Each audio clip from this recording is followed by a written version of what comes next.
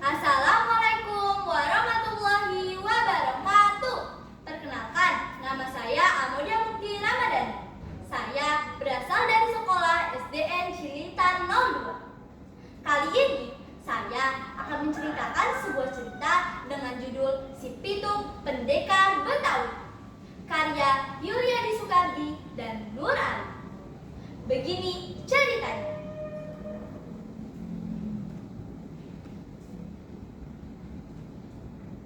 Di sebuah musala kecil di Rawabelong, seorang pemuda bernama Pitung duduk bersila dengan napas membuih. Di depannya, Haji Naipin, guru silat sekaligus guru mengajinya, menatapnya dengan tenang. "Guru, dada saya rasanya mendidih. Saban hari melihat centeng-centeng suruhan Babah Lim, peras rakyat. Hasil panen dirampas, pajak dicoki, kalau kagak bisa bayar, digebukin." "Sabar ya Pitung, ilmu yang guru kasih bukan buat pamer amarah, apalagi ilmu rawa rontek. Itu titipan buat jaga diri, bukan buat gagah-gagahan." "Justru itu guru, kalau saya cuma diam melihat orang-orang kampung menangis kelaparan, untuk apa ilmu yang saya miliki?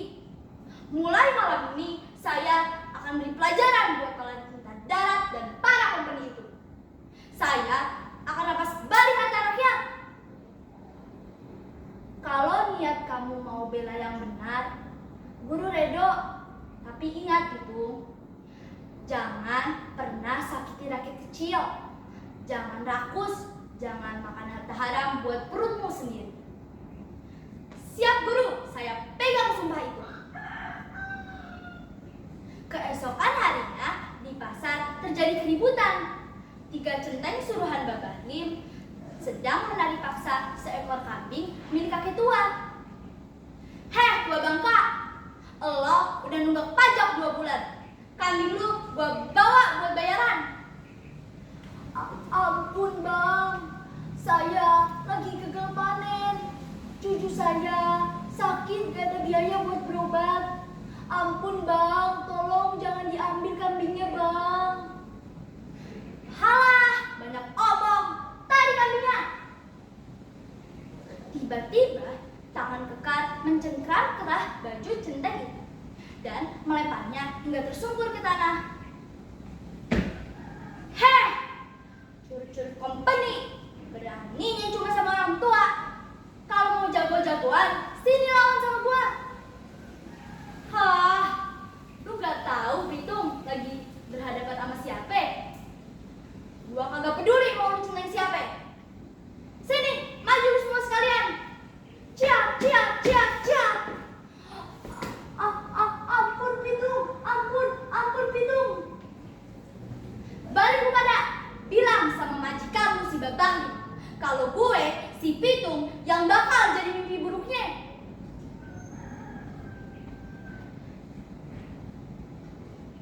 Pada malam harinya, Pitung dan kawan-kawan menyusup ke dalam rumah Babah Lim. Ia mendobrak pintu kamar Babah Lim yang sedang menghitung emas. Dubrak! "Ampun Pitung, ampun. Lu olah jangan bunuh Oe. Harta Oe ambil semuanya, ambil. Asal nyawa Oe selamat." "Lim, gua kagak sudi ngotorin tangan gua pakai darah lu. Gua datang ke sini mau ambil hak rakyat yang udah lu peres. Mana sih kunci berangkasnya?" Ini Pitung, bawa semuanya." "Dengar baik-baik ya, Lim. Kalau besok gua masih dengar lu narikin pajak sama nyiksa orang kampung, gua bakal buat tidur lu kagak pernah nyenyak lagi."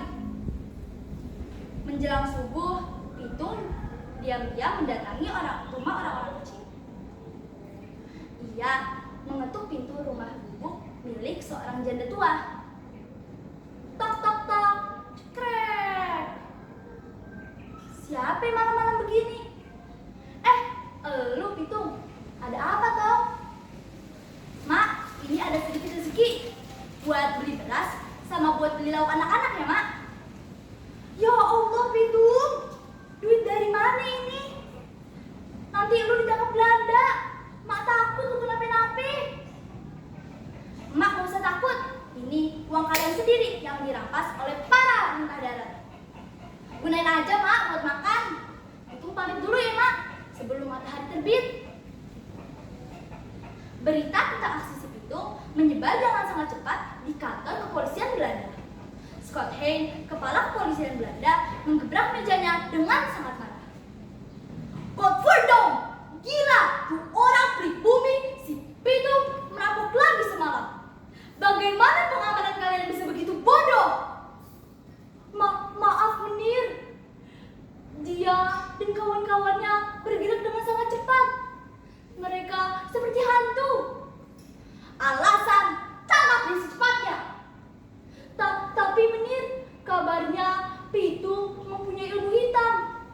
Dia tidak akan bisa menembus kulitnya. Omong kosong tentang ilmu hitam. Dia hanya manusia biasa berdarah daging. Sebarkan mata-mata di Sekolah Weblong dan Marunda. Beri hadiah besar bagi siapa yang berhasil memberitahu kelemahannya.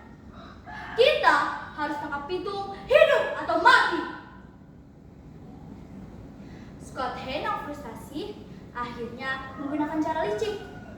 Ia menangkap Haji Naipin dan ayah Pitung, yaitu Bang Pitung. Di ruang interogasi, Scott Hein membentak Haji Naipin. Hei, katakan padaku orang tua, apa kelemahan si Pitung? Kalau kau tidak bicara, kau dan ayah Pitung akan membusuk di penjara ini. Tuan Hein, penjara dan kematian tidak menakutkan bagi kami. Aku tidak akan mengkhianati muridku.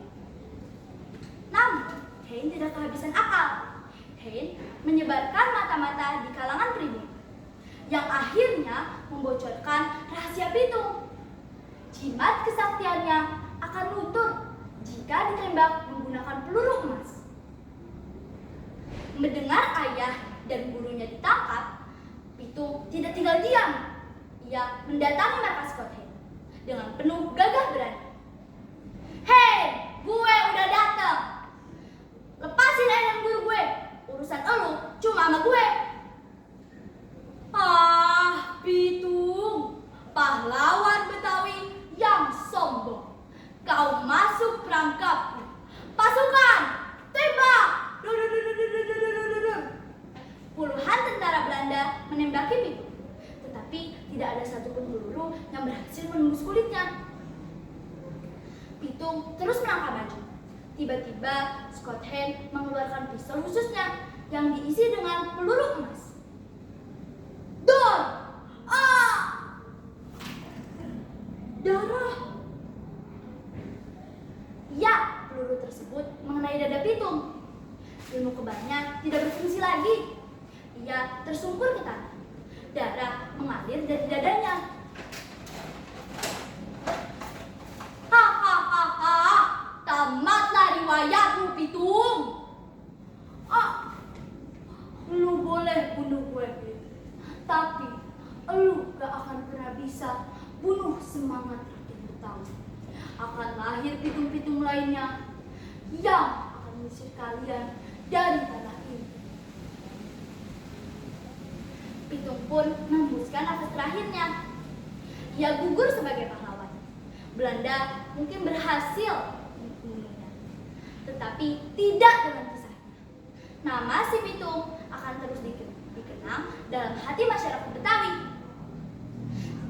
dari generasi ke generasi sebagai simbol keberanian, keadilan, dan bentuk perlawanan terhadap penindasan. Wassalam.